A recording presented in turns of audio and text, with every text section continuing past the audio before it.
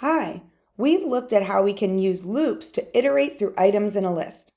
In this lesson, we'll look at how we can use loops to iterate over characters in a string.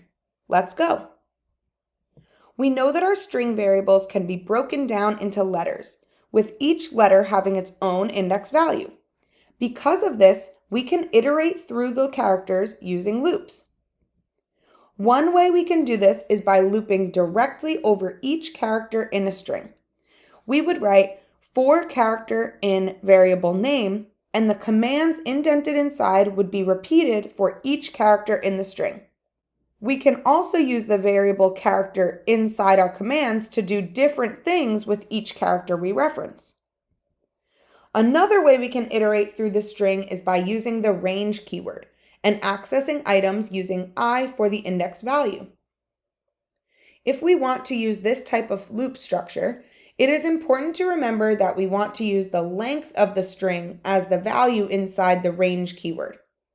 A quick note on the word iterate that you may have heard a few times. To iterate means to perform repeatedly. When we loop over a list or a string, we can say that we are iterating through the list or iterating over the string. This just means we are repeating commands multiple times. Okay, let's look at an example. Here we have a string saved inside the variable word that we want to iterate over. On line 1, we are creating our variable. On line 2, we have written for letter in word. Letter is the variable we are using to keep track of each character in the string one by one, and word is the string we want to iterate through. The variable letter takes on the value of the first character in the string, which in this case is y. We enter the loop and the command inside is completed, so y is printed to the console. We return back to line 2 and the letter variable takes on the value of the second character in the string, which is a. A is then printed to the console. We return back and letter becomes y, which is printed to the console.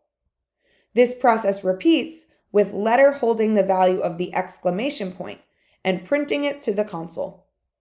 After the last character in the string is accessed, the loop ends. Looping over strings in this way is very helpful because the loop is always using only the characters in the string. Now, what if I want to print each letter in the string using lowercase letters? This is a perfectly fine way to do this. Instead of just printing the letter found in the string each time the loop iterates, I'm printing a version of the letter which is lowercase. Note that this will not affect the exclamation point in any way. What if I wanted to just update the letters in the string to be lowercase and then print the entire updated string? If we run this program, nothing about the original string will actually be changed. And when we print the string on line 4, we will see the original string we started with. Remember that when we use this type of loop to access characters in the string, we are actually only accessing a reference to the character, not the character itself. But if we remember from our lists lessons, we could actually update the individual items in a list using a for loop with the range keyword. Will this work the same way with strings? We assume that if we just change the loop type to use the range keyword, now we are accessing the individual characters, so we can update them, right?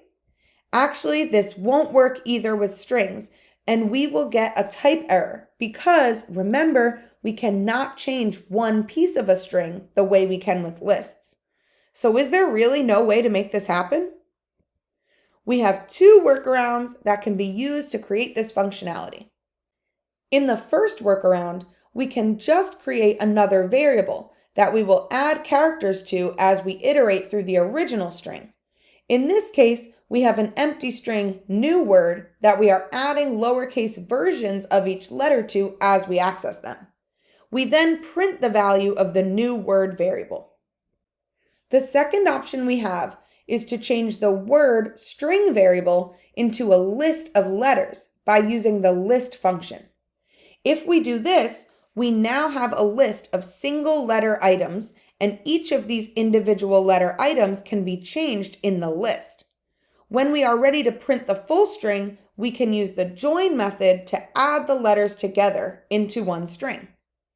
Neither of these workarounds are super direct or easy, but it is helpful to know that it is possible to create this functionality. In this lesson, we learned some options that can be used to loop over characters in a string.